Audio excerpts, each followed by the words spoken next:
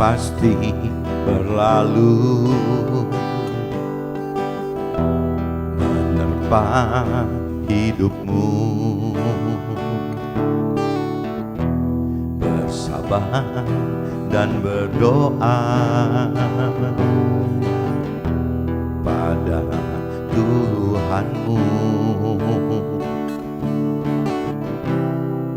Jangan menyerah.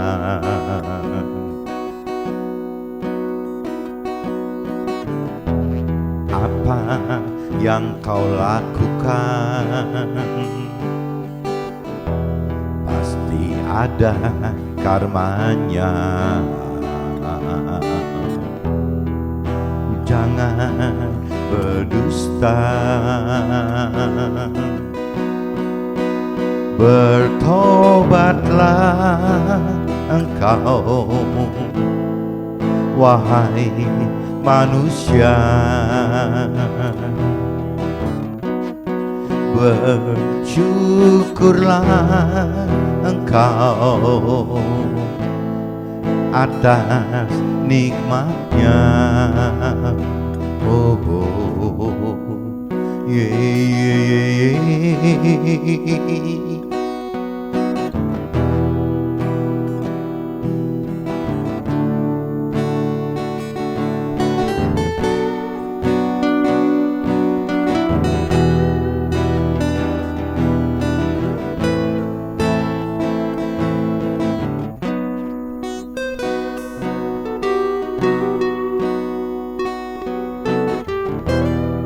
Hidup itu indah,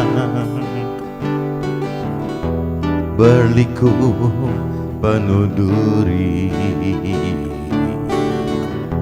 menjadi lebih baik itu tak mudah. Berjuanglah,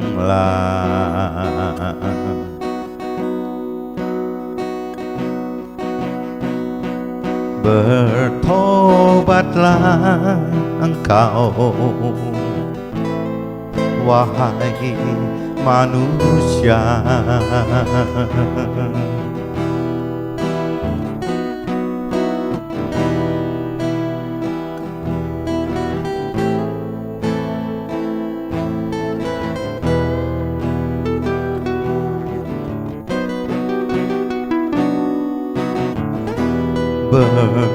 Bersyukurlah engkau atas nikmatnya.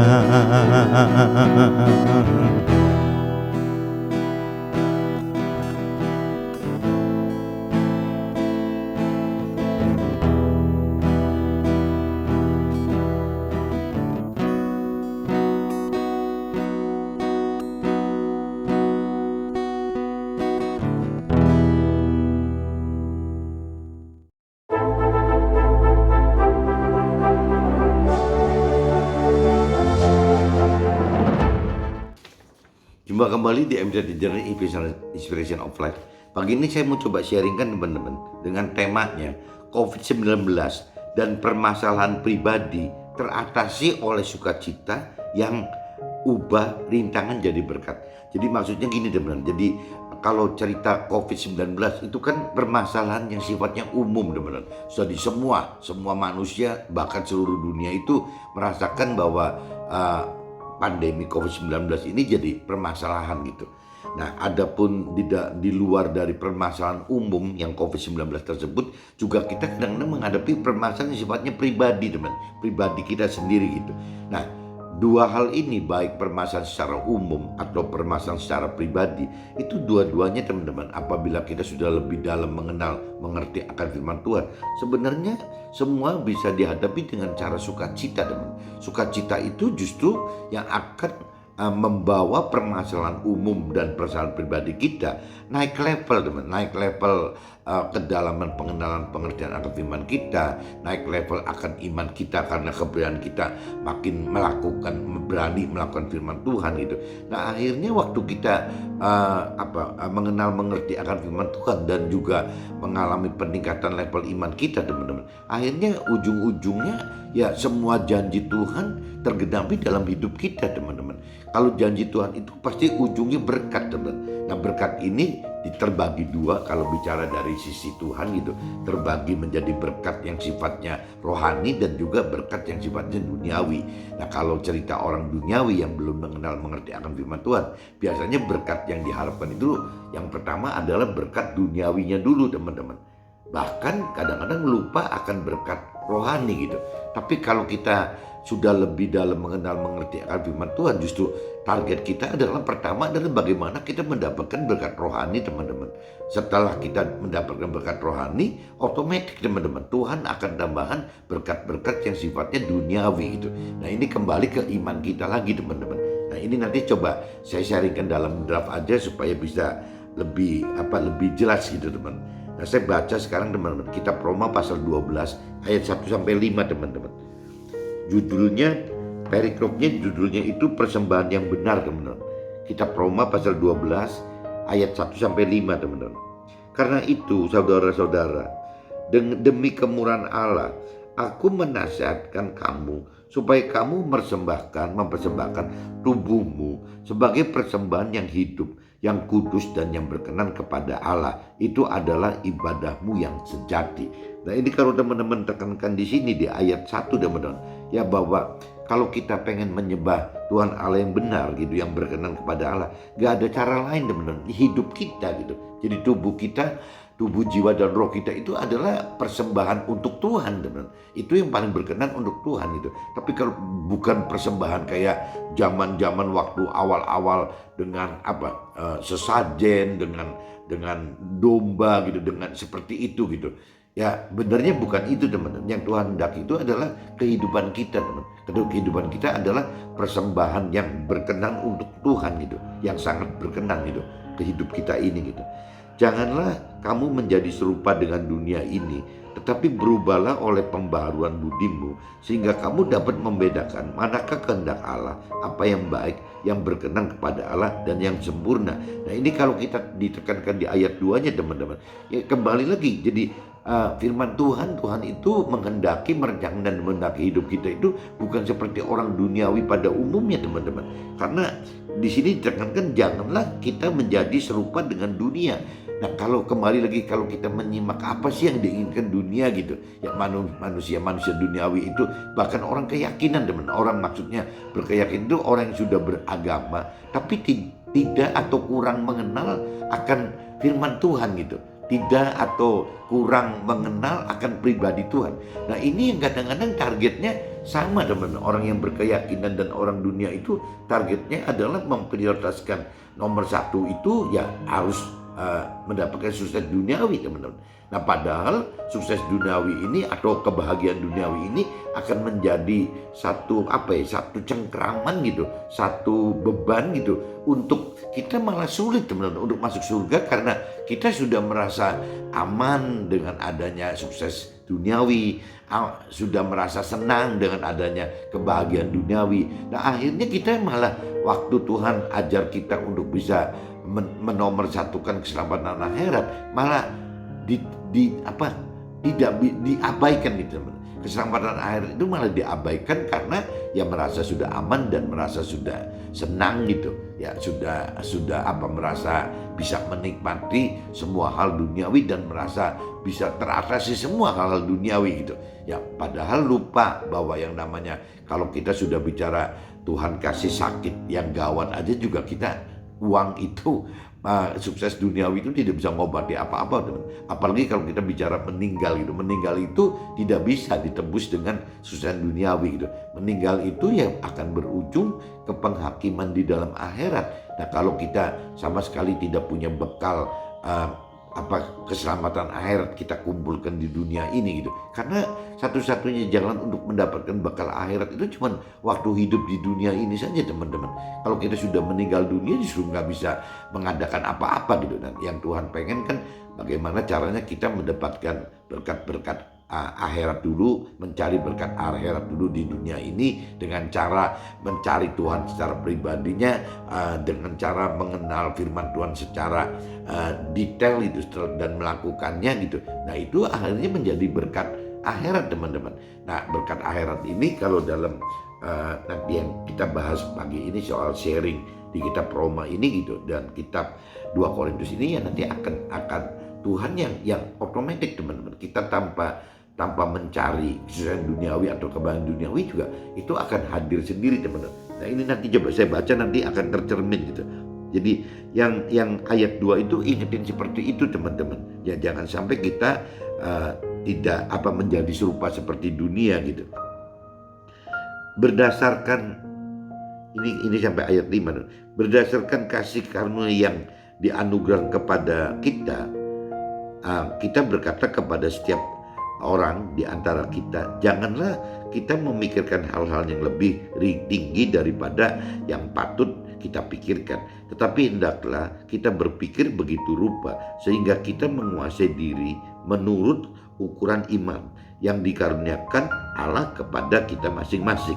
Jadi kalau kita hidup pengen benar teman-teman, kita nggak bisa punya cita-cita, punya apa gitu yang di luar firman Tuhan teman. Nah akhirnya dia jadi malah menekan kita sendiri gitu. Jadi lebih baik itu tinggalin semua, kita masuk ke dalam rancangan yang kehendak Tuhan. Jangan masuk ke dalam rancangan kehendak kita. Kalau cita-cita segala macam kan, keinginan itu kan adanya di rancangan kehendak jiwa kita teman. Apa yang kita pikir, apa yang kita rasakan, dan apa kita hendaki itu adanya di jiwa kita. Jadi kita jangan terjebak oleh rancangan dan kehendak jiwa kita, tapi kita masuk ke dalam rancangan dan kehendak jiwa Tuhan. Nah jiwa Tuhan, pikiran, perasaan, kehendak Tuhan yang adanya cuma di firman Tuhan teman. Jadi kalau kita tidak mengerti akan firman Tuhan, kita tidak masuk ke dalam rancangan kehendak Tuhan. Dibalik seperti itu teman-teman. Sebab sama seperti pada satu tubuh kita mempunyai banyak anggota, tetapi tidak semua anggota itu mempunyai tugas yang sama. Demikian juga kita, walaupun banyak adalah satu tubuh di dalam Kristus, tetapi masing-masing adalah jadi anggota yang seorang terhadap. Jadi maksudnya manusia banyak teman-teman. Jadi masing-masing fungsinya itu Tuhan sudah atur sendiri-sendiri. Jadi beda-beda teman-teman. Ini saya sudah bicara di kitab Roma pasal 12 ayat 15 teman-teman. Di sini dikatakan ya intinya kan bagaimana sih kita tubuh jiwa roh kita itulah adalah persembahan hidup ya yang sangat berkenan bagi Tuhan, dan Tuhan ingatkan jangan sampai kita sama dengan dunia teman-teman. Nanti akhirnya kita malah kejeblos gitu, nggak dapat persembahan yang benar, malah jadi persembahan seperti orang dia kan jadi kacau teman-teman. Nah ini saya langsung aja teman-teman di dalam kitab 2 Korintus teman-teman. Coba teman-teman cari 2 Korintus itu setelah kitab Roma, 2 Korintus pasal 8. 2 Korintus ada 2 teman-teman, ada 1 Korintus dan 2 Korintus. Ini yang saya mau sharingkan adalah yang 2 Korintus teman-teman. 2 Korintus pasal 8 ayatnya 1 sampai 15 teman-teman. Judul perikropnya pelayanan kasih teman-teman. Nah ini saya coba universalkan aja teman, kalau jadi biar lebih gampang dicerna gitu. Saudara-saudara, kami hendak memberitahukan kepada kamu tentang kasih karunia yang dianugerahkan kepada jemaat-jemaat di Makedonia selagi dicobai dengan berat dalam berbagai penderitaan. Sukacita mereka meluap, dan meskipun mereka sangat miskin namun mereka kaya dalam kemurahan. Nah ini coba kalau teman-teman simak ayat 1 dan 2 ini teman-teman. Ya ceritanya kami hendak memberitahukan kepada kamu tentang kasih karunia yang dianugerahkan kepada jemaat-jemaat di Makedonia selagi dicobai, di ayat 2-nya teman-teman, selagi dicobai dengan berat dalam berbagai penderitaan. Tetapi gitu, sukacita mereka meluap, dan meskipun mereka sangat miskin, namun mereka kaya dalam kemurahan. Nah, ini anehnya teman-teman, apabila kita mengikut hidup bersama dengan Tuhan, hidup di dalam firman Tuhan, ya seperti itu teman-teman. Jadi dalam kondisi bermasalah pun, dalam kondisi menderita pun, tetap ada sukacita teman-teman, ya karena sukacita yang dari Tuhan tadi teman-teman. Karena kita percaya bahwa Tuhan ikut bekerja dalam segala sesuatu yang dalam hidup kita gitu. Aku bersaksi bahwa mereka dalam memberikan menurut kemampuan mereka, bahkan melampaui kemampuan mereka. Dengan kerelaan sendiri mereka meminta dan mendesak kepada kami supaya mereka juga beroleh kasih karunia untuk mengambil bagian dalam pelayanan kepada orang-orang kudus. Mereka memberikan lebih banyak daripada yang kami harapkan. Mereka memberikan dari mereka pertama-tama kepada Allah, kemudian telah mereka berendah Allah juga kepada kami. Sebab itu kami mendesak kepada Titus supaya ia mengunjungi kamu dan menyelesaikan pelayanan kasih itu sebagaimana ia telah memulainya. Maka sekarang sama seperti kamu kaya dalam segala sesuatu, dalam iman, dalam perkataan, dalam pengetahuan, dalam kesungguhan untuk membantu, dan dalam kasihmu terhadap kami, demikianlah juga hendaknya kamu kaya dalam pelayanan kasih ini. Nah, ini teman-teman, kalau di dalam rohani teman-teman, apabila kita mengalami penderitaan tapi kita tetap bertahan hidup dengan di jalan firman Tuhan dan hidup bersama Tuhan melalui roh Tuhannya itu yang dihidupkan dalam roh kita, ya sebenarnya nanti akhirnya kita akan mendapatkan kekayaan rohani teman-teman, kekayaan dalam hal rohani. Nah, ini yang jadi bekal bagaimana untuk mencapai target keselamatan hidup di akhir teman-teman. Nah, ini dikatakan di ayat 7 teman-teman. Setelah kita mengalami penderitaan seperti itu, maka sekarang sama seperti kamu kaya dalam segala sesuatu, dalam iman. Nah, itu gitu. Jadi dalam penderitaan itu, apabila kita tetap bertahan hidup dengan di dalam jalan firman Tuhan dan bersama Tuhan lewat menghidupkan roh Tuhan di dalam roh kita, ya kita akan mendapat kaya dalam segala sesuatu, kaya dalam hal iman, kaya dalam hal perkataan, kaya dalam pengetahuan, kaya dalam kesungguhan untuk membantu, ya kaya dalam kasih kita terhadap semua gitu. Dan demikian juga hendaknya kita kaya dalam pelayanan kasih ini, pelayanan yang Tuhan kehendaki itu gitu. Itu dicantumkan di ayat 7 seperti itu teman. Jadi menderita itu akan mendapatkan hal kekayaan seperti itu. Ya tapi semua kan ujung-ujungnya kekayaan rohani teman-teman. Kan memang ini bicara kan Tuhan ingin bagaimana kita mengumpulkan bekal-bekal ya berkat rohani lebih dulu gitu. Nanti berkat duniawi sih nyusul teman-teman. Nah, ini saya lanjut di ayat 8-nya. Aku mengatakan ini bukan sebagai perintah, melainkan dengan menunjukkan usaha orang-orang lain untuk membantu. Aku mau menguji keikhlasan kasih kamu, karena kamu telah mengenal kasih karunia Tuhan kita gitu, bahwa ia yang oleh karena kita menjadi miskin sekalipun ia kaya, supaya kamu menjadi kaya oleh karena kemiskinannya. Ini ceritanya jadi soal Nabi Isa teman-teman. Nabi Isa yang korban di kayu salib itu gitu, seolah-olah dia terpaksa seperti itu, dikesankan seperti seolah jadi Nabi Isa itu adalah utusan Tuhan Allah, di mana utusan Tuhan Allah Nabi Isa ini adalah kaya gitu teman. Tapi gara-gara kita akhirnya dikorbankan ya sampai wafat. Nah, berarti disimpulkan yang oleh karena kita menjadi miskin gitu. Jadi waktu disalib itu menjadi miskin, wafat itu menjadi miskin, sekalipun sebenarnya ia kaya gitu. Nah, supaya kita menjadi kaya oleh karena kemiskinan dari ya Tuhan Allah yang menyalibkan Nabi Isa itu teman-teman. Jadi ini seperti barter gitu. Jadi bagaimana caranya Tuhan Allah mengorbankan Nabi Isa gitu sampai wafat di kayu salib untuk nebus dosa-dosa kita, untuk apa ya? Jadi untuk membayar kemiskinan kita teman-teman. Jadi kalau kita bicara di sisi rohaninya untuk menebus dosa-dosa kita gitu. Tapi kalau bicara dikonversikan ke dalam duniawi ya untuk membuat menebus kemiskinan kita. Bukan, kalau secara rohani kan dosa kita teman-teman. Kalau duniawi ya menebus kekurangan kita, menebus kemiskinan kita. Maksudnya gitu teman-teman. Jadi di sini diingatkan waktu semalam saya juga sharing dengan Pak Joshua gitu, mentor rohani saya yang pengusaha di Jakarta yang hampir 80 tahun ya, tapi masih sehat sekali, masih brilian gitu cara mikirnya gitu. Dan jeli sekali masalah firman-Nya. Ya Pak Joshua berikan saya ayat yang ini teman-teman. Jadi apa sih karena kita telah mengenal kasih karunia Tuhan gitu ya. Nabi Isa itu dikorbankan sampai harus menjadi miskin. Miskin di sini yang tadi saya katakan dua gitu. Miskin bisa secara rohani kan, berarti jadi untuk nebus dosa. Tapi kalau miskin di sini diartikan dalam bentuk duniawi, ya berarti ya Tuhan Allah yang sangat kaya itu, yang maha kaya itu gitu, yang mengutus Nabi Isa untuk menjadi korban penebusan dosa kita dan sekaligus penebusan ya kemiskinan kita teman-teman secara duniawi.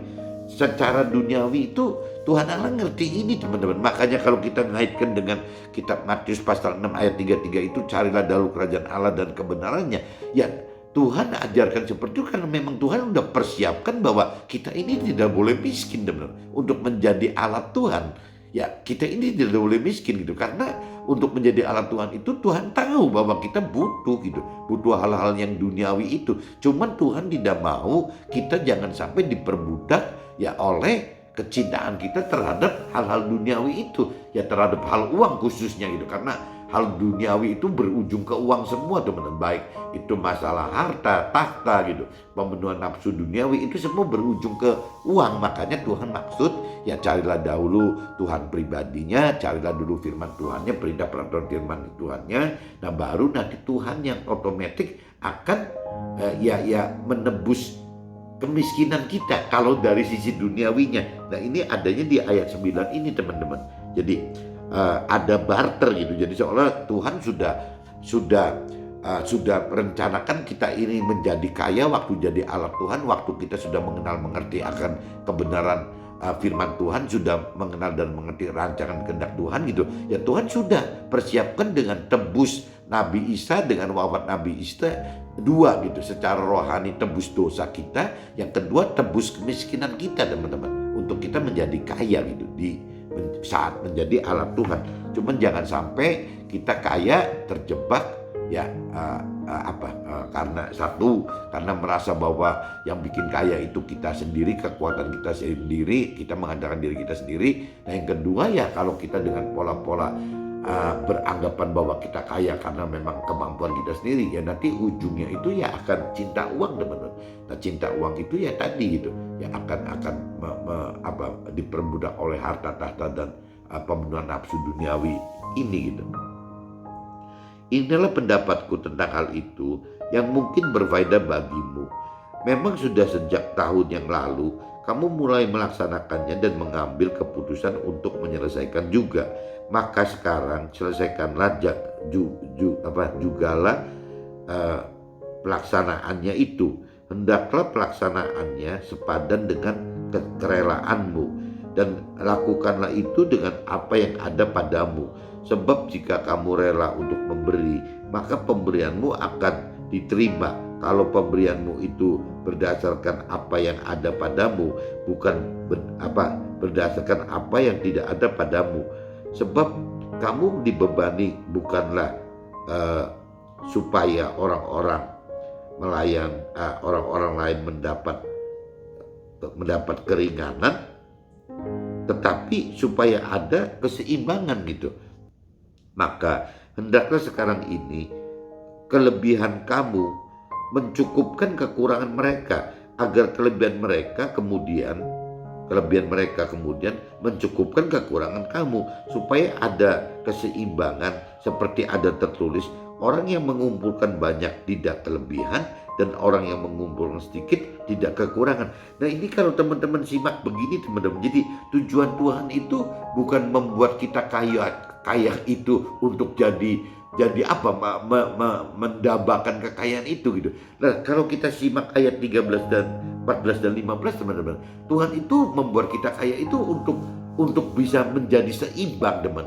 Maksudnya seimbang itu ya kalau kita kaya ya kita berikan kepada yang miskin gitu. Jadi si miskin juga sama, karena memang kekurangan, akhirnya si miskin mendapat kelebihan dari kita. Sebaliknya kita yang kaya berarti kan kelebihan materi nih gitu kalau kaya gitu. Nah berarti kita harus menguranginya agar seimbang harus memberikan kepada yang miskin, yang memerlukan itu, teman-teman. Tapi sebaliknya yang miskin itu kan kelebihan soal kemiskinannya gitu. Ya berarti dia mesti menerima dari kekayaan kita.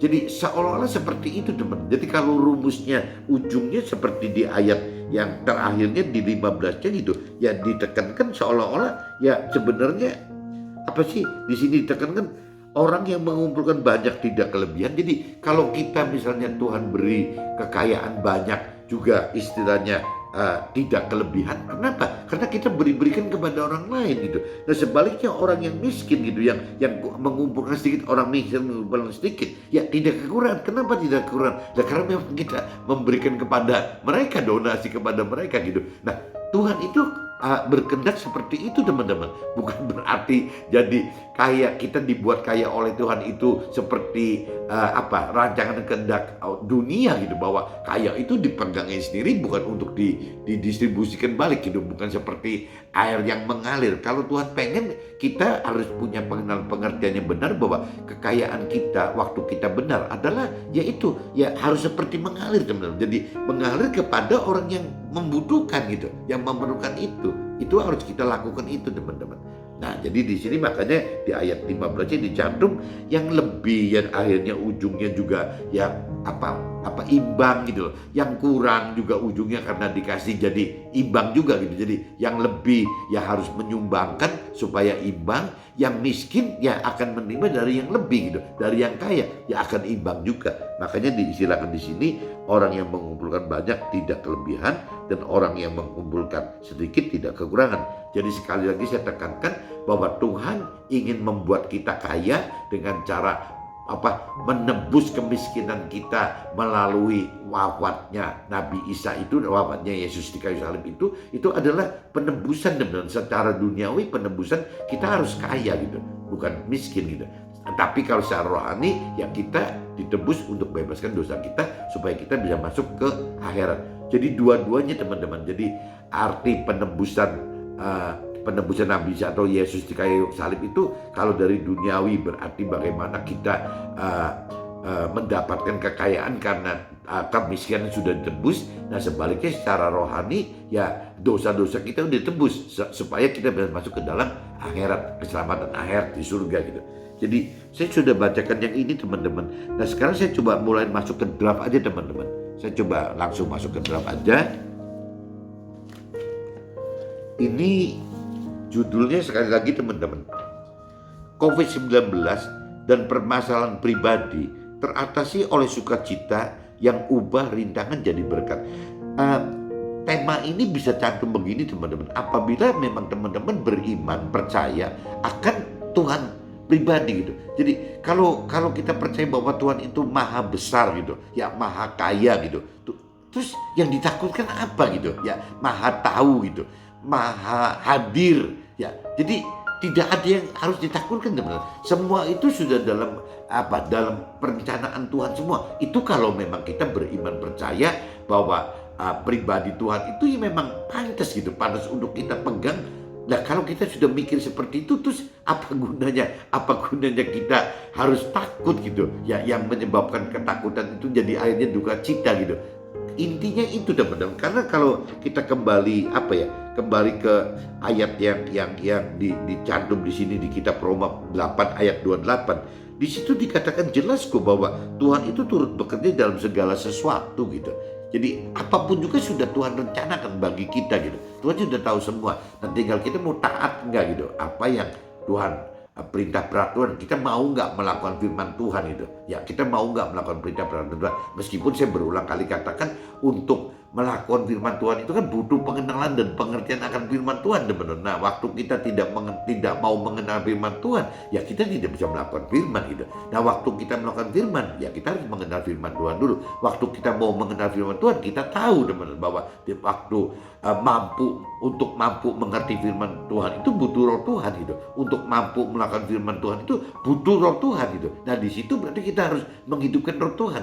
Waktu kita akan menghidupkan roh Tuhan, kita harus tahu roh Tuhan itu benar-benar ada di kita gitu. Nah kita terusin lagi, roh Tuhan itu hidup apabila di dalam kita ada unsur roh gitu. Kalau tidak ada unsur roh nggak bisa, teman. Nah, orang duniawi kadang-kadang tidak menghidupkan, tidak mengenal, tidak mengerti bahwa di dalam manusia itu ada unsur roh. Orang duniawi tahunya ya cuma dua gitu ya, bahwa manusia itu terdiri dari tubuh dan jiwa yang kelihatan gitu. Jadi bertubuh dan jiwa adalah pikiran, perasaan, dan kehendak itu gitu. Tapi orang duniawi atau mungkin orang keyakinan tidak tahu teman, bahwa di dalam kita itu ada 3 unsur. Kalau cuma 2 unsur nggak ada bedanya sama binatang teman-teman. Ya binatang itu cuma tubuh dan jiwa saja. Apa kita mau dicap binatang gitu? Kita kan bukan binatang, kita kan lebih berharga.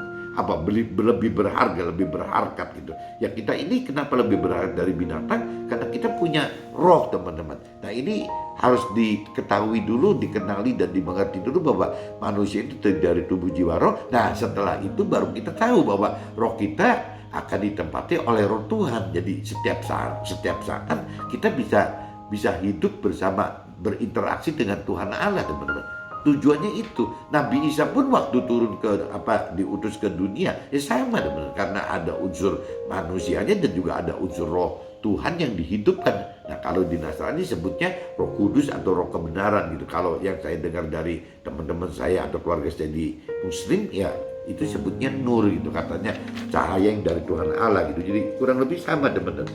Jadi kembali lagi ini kalau judulnya seperti itu, jadi kita harusnya nggak usah takut gitu. Kenapa harus takut kalau memang kita beriman, percaya kepada Tuhan dan mengenal kedalaman, memiliki kedalaman pengenalan dan pengertian akan firman Tuhan teman. Jadi ya memang tidak perlu ada alasan berduka cita. Meskipun saya ngomong begini, tetap sih teman-teman imannya kalau lagi down ya tetap ya merasakan kok duka cita, kok bisa disebut suka cita sih, bagaimana gitu. Ya itu pastilah karena kita ada daging kan. Tapi kita yang penting prinsipnya sudah tahu bahwa di dalam Tuhan itu Tuhan sudah atur kita semua. Jadi tidak perlu teman-teman ada duka cita. Kalau ada duka cita, kalau kita duka cita itu malah jadi kayak mengkhianati Tuhan gitu teman. Karena kita tidak percaya akan perintah, peraturan dan janji Tuhan. Itu harusnya kan seperti itu. Kalau kita percaya akan perintah, peraturan, firman Tuhan dan kita percaya janji Tuhan dan kita percaya rancangan kehendak Tuhan, berarti kita kan tidak boleh duka cita teman-teman.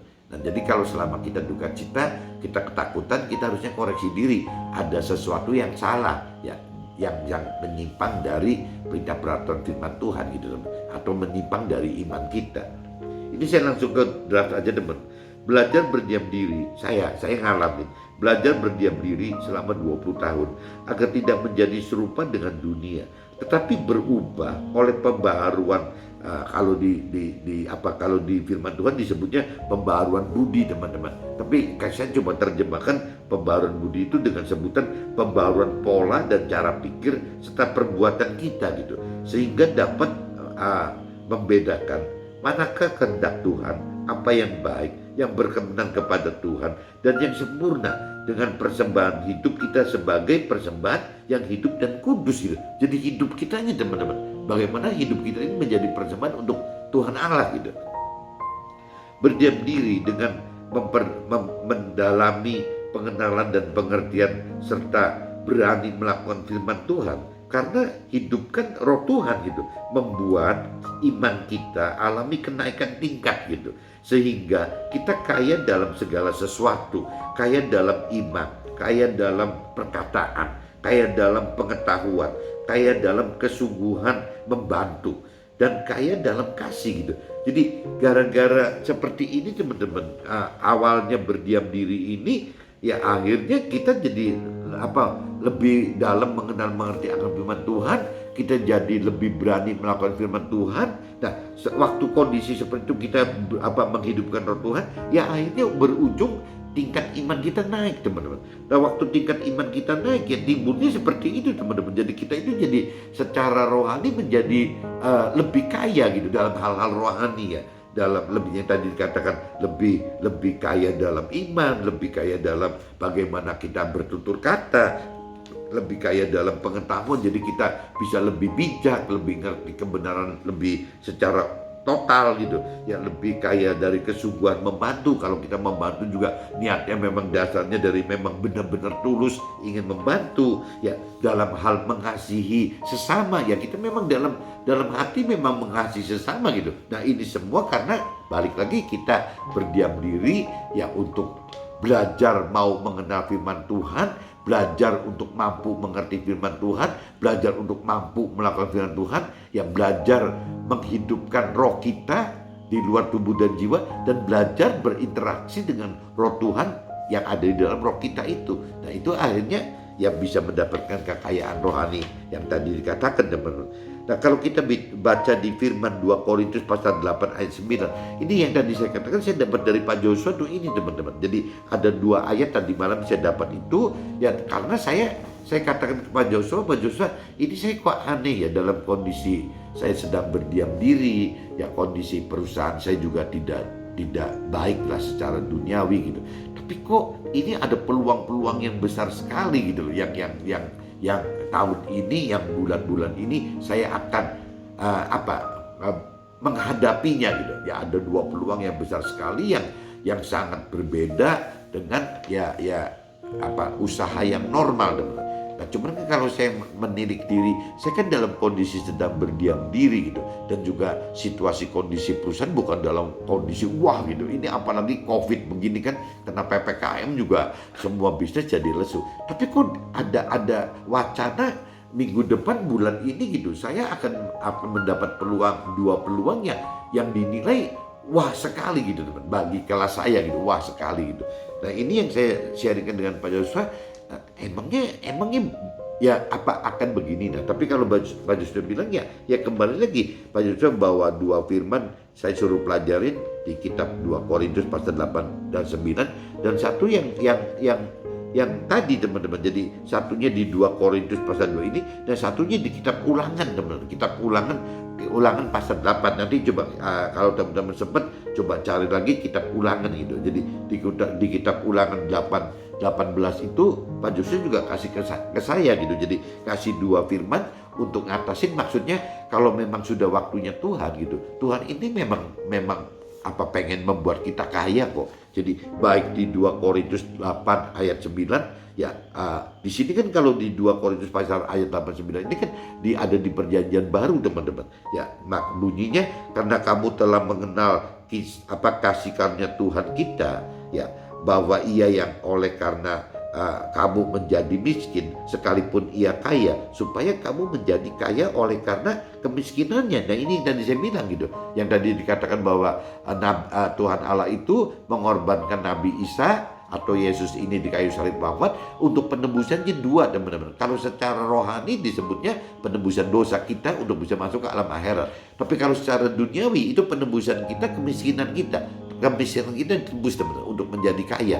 Itu bagi kita yang sudah lebih mengerti firman Tuhan, ini akan mendapatkan ini, teman-teman. Menurut Pak Joshua seperti itu. Nah, sebaliknya kalau satunya yang Pak Joshua bilang di kitab Ulangan 8:12 sama, teman-teman. Tetapi haruslah engkau ingat kepada Tuhan Allahmu, sebab dialah yang memberikan kepadamu kekuatan untuk memperoleh kekayaan gitu ya, dengan maksud meneguhkan perjanjian yang diikrarkan dengan sumpah kepada nenek moyangmu seperti sekarang ini. Jadi dua-duanya ini bicara bagaimana pada akhirnya setelah kita mengerti dan melakukan firman Tuhan, ya pada ujung-ujungnya Tuhan legowo gitu. Tuhan legowo memberikan kita kekayaan, teman-teman. Yang tadi dikatakan kekayaan itu bukan untuk ditimbun, tapi kekayaan itu kalau kita baca dari kitab 2 Korintus pasal 8-9 dan kitab Ulangan 8-18 ini, ya dua-duanya itu kekayaan ini menjadi untuk bisa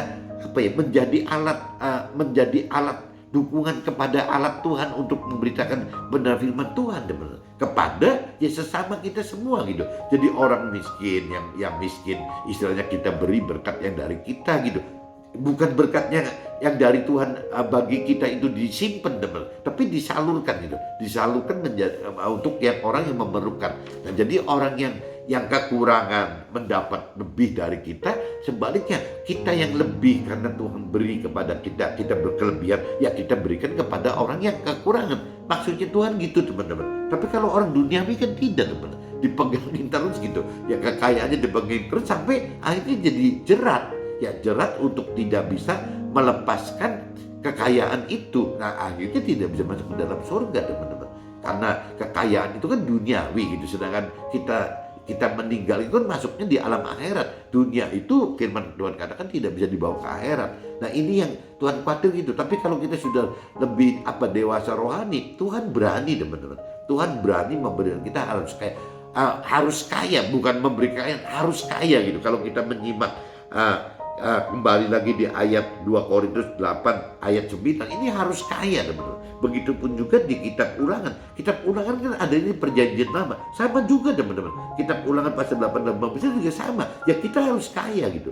Ya untuk menjadi alat Tuhan itu harus kaya. Tapi kaya setelah kita, nah ini kembali ke Matius 6 ayat 33 tadi gitu. Carilah dulu kerajaan Allah dan kebenarannya, carilah Tuhan secara pribadi dan firman Tuhannya, baru ya ini ya keluar yang namanya janji Tuhan. Kita harus kaya di 2 Korintus pasal 8 ayat 9 dan kitab Ulangan pasal 8 ayat 18. Ngaitnya begitu teman-teman. Jadi teman-teman asal tahu aja, bukan ikut Tuhan itu pengen Tuhan bikin kita miskin gitu. Jadi salah banget gitu. Kalau kita bicara kita ikut Tuhan itu miskin, itu salah banget gitu. Jadi ini dua ayat ini membuktikan teman-teman. Sekali lagi coba teman-teman catat aja ayat di 2 Korintus pasal 8 ayat 9 dan di kitab Ulangan pasal 8 ayat 18 itu menyatakan memang Tuhan setelah kita dewasa rohani, Tuhan menghendaki kita itu kaya untuk menjadi ya itu alat gitu. Alat untuk menyeimbangkan kelebihan kita diberikan kepada orang-orang yang kekurangan gitu loh. Intinya gitu teman-teman. Jadi jangan disalahartikan ikut Tuhan itu nggak punya apa-apa. Orang ikut Tuhan ya harus kaya gitu teman-teman. Cuman kaya yang jadi benar, kaya secara benar supaya kita tidak terjerat oleh kekayaan kita ya, untuk tidak bisa masuk ke dalam alam akhirat. Itu yang Tuhan sedih sekali kalau kita tidak mendapatkan keselamatan akhirat gitu. Ya karena memang Tuhan ingin seperti itu. Dan jadi kekayaan yang Tuhan sediakan bagi kita itu bukan kekayaan dengan kekuatan dan andalkan diri kita sendiri, tapi Tuhan yang memberi gitu. Ya sebagai bentuk kasih karunia Tuhan, sebagai berkat dari Tuhan, kekayaan itu untuk kita. Nah makanya kita tidak bisa disimpan gitu ya. Coba disalurkan lagi menjadi berkat-berkat duniawi teman-teman pada awalnya, tapi nanti ujungnya kita juga setelah bersaksi gitu, memberikan firman Tuhan gitu. Karena Tuhan ingin teman-teman, bukan cuma kita melakukan firman Tuhan, tapi kita juga ingin mengajarkan firman Tuhan. Nah waktu pengajaran firman Tuhan itu butuh bagaimana kita melakukan firman Tuhan dulu gitu. Nah setelah kita melakukan firman Tuhan, baru Tuhan pengen kita mengajarkan firman Tuhan. Dan cara ya kalau kita pengusaha atau orang karir ya dengan memberitakan firman Tuhan. Bagaimana kita bersaksi bahwa Tuhan itu ada dan Tuhan itu besar kuasanya gitu, dan mesti dihidupkan untuk kita bisa masuk ke dalam kerajaan kehendak Tuhan gitu. Seperti itu teman-teman.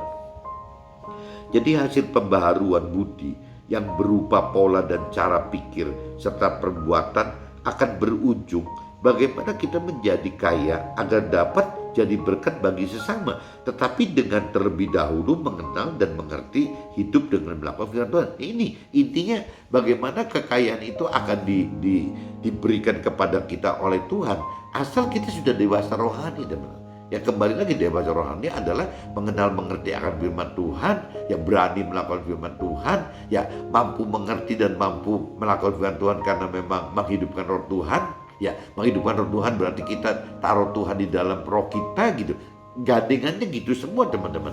Ya cuman ya itu kembali lagi ujungnya dewasa rohani. Setelah kita mengalami dewasa rohani, ya Tuhan akan membuat kita kaya teman-teman. Harus kaya gitu supaya bisa menjadi alat Tuhan ya dalam hal memberitakan kebenaran firman Tuhan itu gitu. Tuhan menjadikan kita kaya bukan karena kekuasaan kita dan kekuatan tangan kita gitu yang membuat kita memperoleh kekayaan ini ya, tapi di kitab Ulangan pasal 8 ayat 18 ini, tetapi haruslah engkau ingat kepada Tuhan Allahmu, sebab dialah yang memberikan kepadamu kekuatan untuk memperoleh kekayaan gitu. Jadi ternyata menerima kekayaan itu juga butuh kekuatan teman-teman. Dan di sini dikatakan jadi kekuatan untuk memperoleh kekayaan itu bukan kekuatan diri kita sendiri. Yang benar itu adalah kita memperoleh kekayaan itu karena kekuatan Tuhan gitu. Kenapa sih harus misal kita mesti pakai kekuatan Tuhan? Karena balik lagi teman-teman, apabila kekayaan itu datang karena kekuatan kita gitu, yang dikuatirkan Tuhan itu akhirnya kita terjelat oleh kekayaan, tidak bisa move on ke dalam akhirat teman-teman. Kekunci di situ.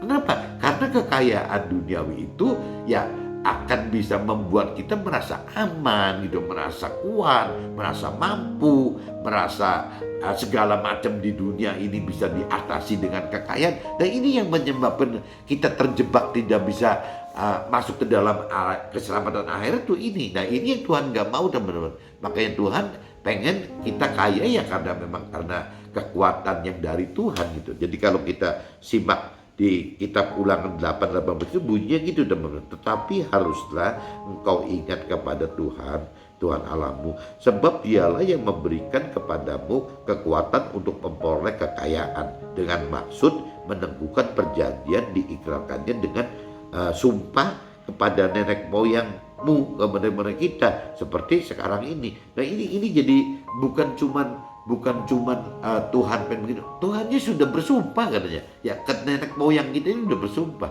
Ya apabila kita sebagai pelaku firman ya akan mendapatkan ya itu gitu. Ya kekayaan dengan cara yang dari kekuatannya Tuhan. Yang didapat itu bukan dengan mengandalkan atau kekuatan kita sendiri, tapi dengan mengandalkan kekuatan Tuhan gitu. Ini baru aman teman-teman. Kita hidup ini akan aman apabila kita kaya dengan cara kekuatan dari Tuhan, bukan kaya karena kekuatan diri kita sendiri. Kalau kekayaan dari kekuatan diri sendiri, andalkan diri sendiri, malah beresiko. Tapi kalau dari Tuhan ya nggak apa-apa gitu, aman. Tuhan turut bekerja dalam segala sesuatu. Nah ini kalau yang tadi dikatakan teman-teman, coba simak kitab Roma pasal 8:28. Ya kita harus percaya bahwa Tuhan itu bekerja dalam segala sesuatu dalam kehidupan kita gitu.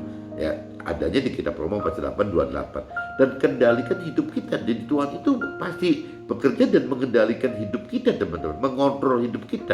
Maka hiduplah dengan sukacita. Jadi yang tadi dikatakan saya awal gitu ya, hiduplah dengan sukacita walaupun dalam situasi kondisi yang pandemi COVID yang sangat menakutkan ini teman-teman. Bagi orang dunia yang tidak mengerti akan firman Tuhan, COVID itu benar-benar menakutkan sekali loh, bisa bikin stres gitu. Tapi bagi kita, kalau memang kita yang sudah mengerti firman Tuhan dan melakukan firman Tuhan, ya COVID itu ya satu alat apa ya, kita untuk bisa mengalami ujian cobaan hidup gitu. Bahkan bukan cuma COVID aja, permasalahan pribadi kita juga pasti ada kan teman. Apalagi dampak-dampaknya pandemi COVID ini juga bisa berdampak ke dalam hal-hal permasalahan pribadi kita loh. Mungkin usaha kita jadi sepi, ya jadi yang tadinya banyak jadi sedikit, yang tadinya sedikit bisa jadi minus mungkin gitu.